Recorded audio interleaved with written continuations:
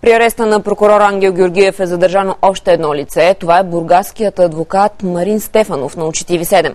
Заместник-шефът на бургаската прокуратура работи по един от знаковите дела. Ангел Георгиев е задържан в това заведение, известно бургас като адвокатското кафене.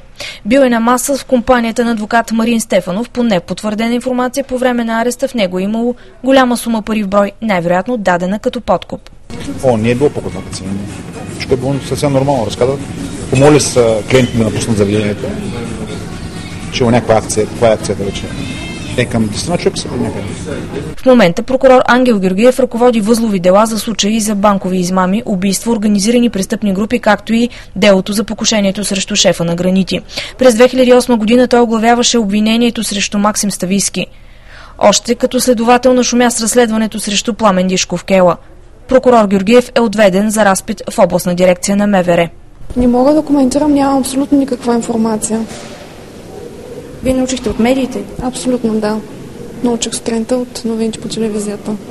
Знаете ли, че е бил хванат с подкуп? Коментирам повече, не знам нищо. Наистина. Съпругата на Ангел Георгиев Веселина Деведжиева оглавява спортната дирекция към община Бургас. От днес тя е в отпуск и с изключен телефон.